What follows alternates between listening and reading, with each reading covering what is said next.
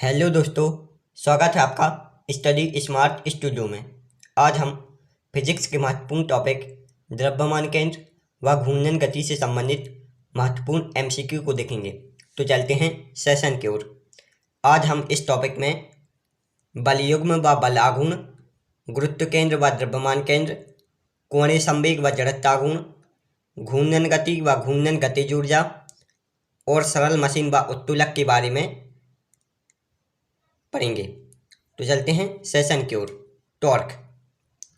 बलाघूर्ण क्या है? बल द्वारा एक पिंड को एक अक्ष के परितः घुमाने की प्रवृत्ति को बल आघूर्ण कहा जाता है। बल आघूर्ण का मात्रक क्या है? फोर्स गुणित विस्थापन। बल आघूर्ण का सूत्र क्या है? फोर्स गुणित विस्थापन। और इसकी विमा m l स्क्वायर और t के ऊपर 2 की घात -2 की घात होती है। हमें पता है बल की विमा m l t -2 होती है। यदि इसमें हम l का मल्टीप्लाई अर्थात विस्थापन का मल्टीप्लाई और कर दें तो l के ऊपर 2 की घात हो जाएगी। इस प्रकार से टॉर्क की विमा यह होती है। टॉर्क का मात्रक न्यूटन मीटर होता है और यह एक सदिश राशि है। बलयुग्म समान परिमाण के बलों का युग्म जब विपरीत दिशा में आरोपित होता है तो उसे बलयुग्म कहते हैं। बलयुग्म का सूत्र बल गुणित बलयुग्म की भुजा और इसका मात्रक न्यूटन मीटर होता है। टॉर्क और बलयुग्म का मात्रक समान होता है। गुरुत्व केंद्र व द्रव्यमान केंद्र। द्रव्यमान केंद्र क्या है? किसी वस्तु में वह बिंदु जिस पर पिंड का संपूर्ण द्रव्यमान केंद्रित रहता है उसे द्रव्यमान केंद्र कहा जाता है। और गुरुत्व केंद्र सेंटर ऑफ ग्रेविटी, किसी वस्तु में वह बिंदु जिस पर पिंड का संपूर्ण भार केंद्रित रहता है उसे गुरुत्व केंद्र कहते हैं। द्रव्यमान केंद्र में किसी बिंदु पर पिंड का संपूर्ण द्रव्यमान केंद्रित रहता है उसे द्रव्यमान केंद्र कहते हैं। और जिस बिंदु पर संपूर्ण भार केंद्रित रहता है उसे गुरुत्व केंद्र कहा जाता है। तो पहला प्रश्न है, किसी बल द्वारा एक पिंड को उसकी अक्ष के परितः घुमाने की प्रवृत्ति को क्या कहते हैं? बल आघूर्ण या टॉर्क। यह एक पिंड है, इसको इसके अक्ष के परितः अर्थात गोल घुमाने की प्रवृत्ति को बल आघूर्ण कहा जाता है। दूसरा प्रश्न है, बल आघूर्ण का एसआई मात्रक क्या होता है? Newton metre. बल आघूर्ण का एसआई मात्रक न्यूटन मीटर होता है और यह एक सदिश राशि होती है। तीसरा प्रश्न है, बल आघूर्ण की विमा क्या होती है? बल आघूर्ण किससे बनता है? फोर्स गुणित विस्थापन से। फोर्स की विमा हमें पता है m l t के ऊपर -2 की घात और d की विमा l। तो बल आघूर्ण की विमा m l t square t -2 होगी। इसका राइट आंसर है C। चौथा प्रश्न है, किसी वस्तु पर दो बराबर किंतु विपरीत दिशाओं में कार्य करने वाली समांतर बल को क्या कहते हैं? बलयुग्म। किसी वस्तु पर दो बराबर किंतु विपरीत दिशाओं में कार्य करने वाली समांतर बल को बलयुग्म कहा जाता है। बलयुग्म का मात्रक न्यूटन मीटर होता है। पांचवा प्रश्न है, बलयुग्म का एसआई मात्रक क्या होता है? Newton metre. बलयुग्म का एसआई मात्रक न्यूटन मीटर होता है। छठवां प्रश्न है, किसी पिंड का वह बिंदु जहां पिंड का समस्त द्रव्यमान केंद्रित रहता है उसे क्या कहते हैं? द्रव्यमान केंद्र। किसी पिंड का वह बिंदु जहां पिंड का समस्त द्रव्यमान केंद्रित रहता है उसे द्रव्यमान केंद्र कहा जाता है। और किसी पिंड का वह बिंदु जहां पिंड का समस्त भार केंद्रित रहता है उसे गुरुत्व केंद्र कहा जाता है। सातवां प्रश्न है, किसी पिंड का वह बिंदु जहां पिंड का समस्त भार केंद्रित रहता है उसे क्या कहते हैं? गुरुत्व केंद्र। द्विविमीय वस्तु में गुरुत्व केंद्र और द्रव्यमान केंद्र हमेशा एक ही बिंदु होते हैं। जैसे आयत में द्रव्यमान केंद्र और गुरुत्व केंद्र एक ही बिंदु होगा। इसी प्रकार वृत्त में द्रव्यमान केंद्र और गुरुत्व केंद्र दोनों एक ही बिंदु होते हैं। कोणीय संवेग व जड़त्व आघूर्ण। कोणीय संवेग क्या है? किसी घूर्णन गति करते पिंड के रेखीय संवेग के आघूर्ण को कोणीय संवेग कहते हैं। कोणीय संवेग का मात्रक जूल सेकंड या किलोग्राम मीटर स्क्वायर प्रति सेकंड होता है। कोणीय संवेग एक अदिश राशि होती है। कोणीय संवेग क्या है? किसी घूर्णन गति करते पिंड के रेखीय संवेग के आघूर्ण को कोणीय संवेग कहते हैं। कोणीय संवेग के दो मात्रक हैं, जूल सेकंड या किलोग्राम मीटर स्क्वायर प्रति सेकंड। यह एक सदिश राशि है।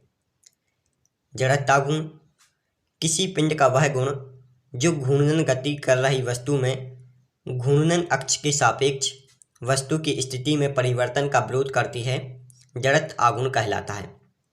जड़त्व आघूर्ण एक विमाहीन राशि है और इसका मात्रक किलोग्राम मीटर स्क्वायर होता है।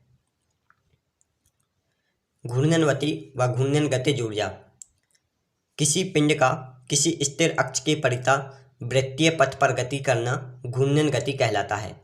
और घूर्णन गतिज ऊर्जा वह गतिज ऊर्जा जो किसी अक्ष के परितः किसी पिंड के घूर्णन गति के कारण उत्पन्न होती है, उसे घूर्णन गतिज ऊर्जा कहते हैं।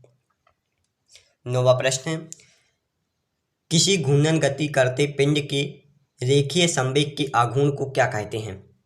तो इसका राइट आंसर है ए, कोणीय संवेग, एंगुलर मोमेंटम। यह कोई पिंड है, यह इस अक्ष के परितः घूर्णन गति कर रही है और इसके रेखीय संवेग के आघूर्ण को कोणीय संवेग कहते हैं। 10वां प्रश्न है, जड़त्व आघूर्ण और कोणीय वेग के गुणनफल को क्या कहा जाता है? ए, कोणीय संवेग। जड़त्व आघूर्ण और कोणीय वेग के गुणनफल को कोणीय संवेग कहा जाता है। 11वां प्रश्न है, कोणीय संवेग का एसआई मात्रक क्या होता है? जूल सेकंड या किलोग्राम मीटर स्क्वायर प्रति सेकंड। कोणीय संवेग का एसआई मात्रक जूल सेकंड या किलोग्राम मीटर स्क्वायर प्रति सेकंड होता है। 12वां प्रश्न है, कोणीय संवेग कौन सी राशि है? कोणीय संवेग एक सदिश राशि है। कोणीय संवेग किस प्रकार की राशि है? सदिश राशि। जबकि बल आघूर्ण भी सदिश राशि है। बल आघूर्ण भी एक सदिश राशि है।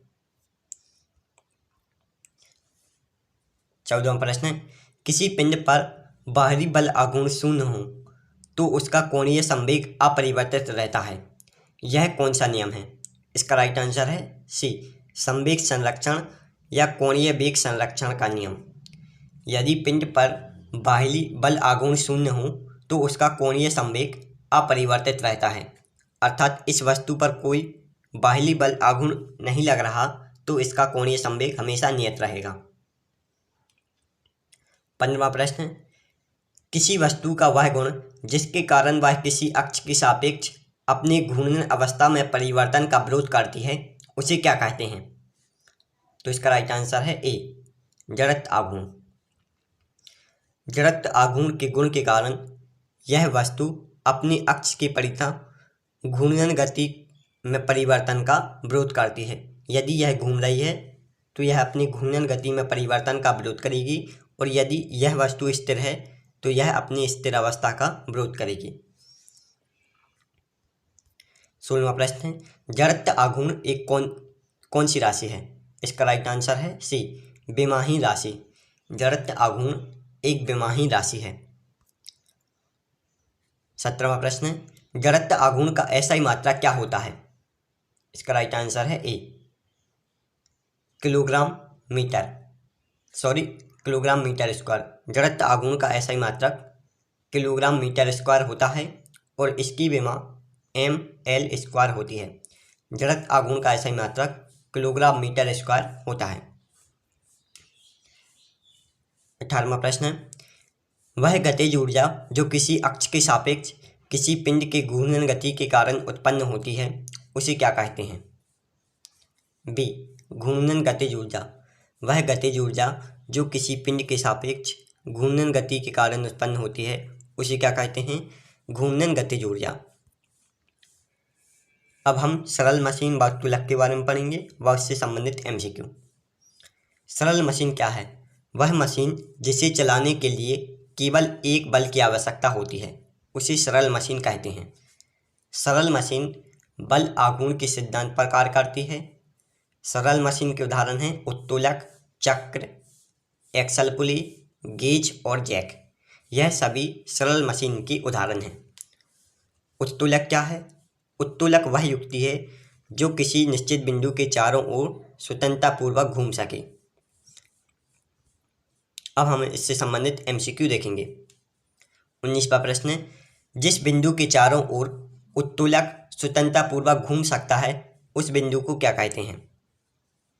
तो इसका राइट आंसर है ए, आलंब या फरक्रम। जिस बिंदु के चारों ओर उत्तोलक स्वतंत्रतापूर्वक घूम सकता है उस बिंदु को उत्तोलक कहा जाता है। यह उत्तोलक है। इस बिंदु के चारों ओर उत्तोलक स्वतंत्रतापूर्वक घूम सकता है। 19वां प्रश्न, लीवर को प्रयोग में लाने के लिए उस पर जो बल लगाया जाता है उसे क्या कहते हैं? B, effort. लीवर को प्रयोग में लाने के लिए उस पर जो बल लगाया जाता है उसे एफर्ट कहा जाता है। इस चित्र में एफर्ट इस साइड लग रहा है जिसके कारण यह लोड ऊपर उठ रहा है। 20वां प्रश्न, लीवर के द्वारा किया गया कार्य अथवा लीवर द्वारा उठाया गया बोझ को क्या कहते हैं? भार या वेट, या इसे लोड भी कहते हैं। लीवर के द्वारा किया गया कार्य अथवा लीवर द्वारा उठाए गए बोझ को भार या वेट या लोड भी कहते हैं। 21वां प्रश्न, उत्तोलक द्वारा उठाए गए भार और उस पर लगाए गए आयाम के अनुपात को क्या कहा जाता है? तो इसका राइट आंसर है डी, यांत्रिक लाभ। उत्तोलक द्वारा उठाए गए भार और उस पर लगाए गए आयाम के अनुपात को यांत्रिक लाभ कहा जाता है। 22वां प्रश्न, उत्तोलक किस सिद्धांत पर कार्य करता है? इसका राइट आंसर है ए, बल आघूर्ण के सिद्धांत पर। उत्तोलक बल आघूर्ण के सिद्धांत पर कार्य करता है। 23वां प्रश्न, उत्तोलक कितने प्रकार के होते हैं? उत्तोलक सामान्यतः 3 प्रकार के होते हैं। प्रथम श्रेणी के उत्तोलक, द्वितीय श्रेणी के उत्तोलक और तृतीय श्रेणी के उत्तोलक। 24वां प्रश्न, वह उत्तोलक जिसमें आलंब F, आयाम E और भार W के बीच स्थित होता है उसे क्या कहते हैं? ए, प्रथम श्रेणी का उत्तोलक। वह उत्तोलक जिसमें आलंब F, आयाम E और भार W के बीच स्थित होता है उसे प्रथम श्रेणी का उत्तोलक कहते हैं। यहाँ आयाम F, भार और आयास के बीच स्थित है इसलिए इसे प्रथम श्रेणी का उत्तोलक कहेंगे। 25वां प्रश्न, प्रथम श्रेणी के उत्तोलक का यांत्रिक लाभ कितना होता है? 1 से कम, 1 से अधिक या 1 के बराबर। प्रथम श्रेणी के उत्तोलक का यांत्रिक लाभ 1 से कम, 1 से अधिक या 1 के बराबर होता है। तो इसका राइट आंसर है डी। 26वां प्रश्न, निम्न में से कौन सा उदाहरण प्रथम श्रेणी के उत्तोलक का है? इसका राइट आंसर है डी। यह सभी उदाहरण प्रथम श्रेणी के उत्तोलक के हैं और यह आपको याद रखने हैं। प्रथम श्रेणी के उत्तोलक के अंतर्गत कैंची व प्लास, बोझ उठाने की मुड़ी हुई छड़, कील उखाड़ने का हथौड़ा, नेलकटल, झूला व हैंडपंप आते हैं। यह सभी प्रथम श्रेणी के उत्तोलक के उदाहरण हैं।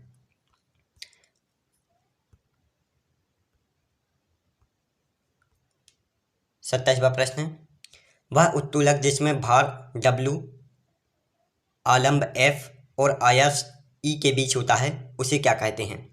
द्वितीय श्रेणी का उत्तोलक। इसमें भार बीच में होता है। प्रथम श्रेणी के उत्तोलक में आलंब बीच में होता है जबकि द्वितीय श्रेणी के उत्तोलक में भार बीच में होता है। इतना आपको याद रखना है। 28वां प्रश्न, द्वितीय श्रेणी के उत्तोलक का यांत्रिक लाभ कितना होता है? तो इसका राइट आंसर है सी, सदैव एक से अधिक। द्वितीय श्रेणी के उत्तोलक का यांत्रिक लाभ सदैव एक से अधिक होता है और इसमें भार या लोड बीच में होता है, जबकि प्रथम श्रेणी के उत्तोलक में आलंब बीच में होता है, आलंब या फरक्रम। निम्न में से कौन सा उदाहरण द्वितीय श्रेणी के उत्तोलक का है? तो इसका राइट आंसर है डी, उपरोक्त सभी। सरौता, नींबू निचोड़ने की मशीन, सुपारी काटने का सरौता, एक पहिए की कूड़ा धोने की मशीन, यह सभी प्रथम से द्वितीय श्रेणी के उत्तोलक के उदाहरण हैं। 29वां प्रश्न है, तृतीय श्रेणी के उत्तोलक का यांत्रिक लाभ कितना होता है? तो इसका राइट आंसर है सी, सदैव एक से कम। तृतीय श्रेणी के उत्तोलक में फोर्स बीच में होता है, प्रथम श्रेणी के उत्तोलक में आलंब बीच में होता है, द्वितीय श्रेणी के उत्तोलक में वेट बीच में होता है और तृतीय श्रेणी के उत्तोलक में आयाम बीच में होता है। यह आपको याद रखना है। निम्न में से कौन सा उदाहरण तृतीय श्रेणी के उत्तोलक का है? तो इसका राइट आंसर है डी, उपरोक्त सभी। सीढ़ी, चिमटा, मनुष्य का हाथ और किसान का हल, यह तीनों उदाहरण तृतीय श्रेणी के उत्तोलक के हैं। Thanks for watching. यदि आपको हमारी वीडियो पसंद आई हो तो आप हमारी वीडियो को लाइक और चैनल को सब्सक्राइब जरूर करें।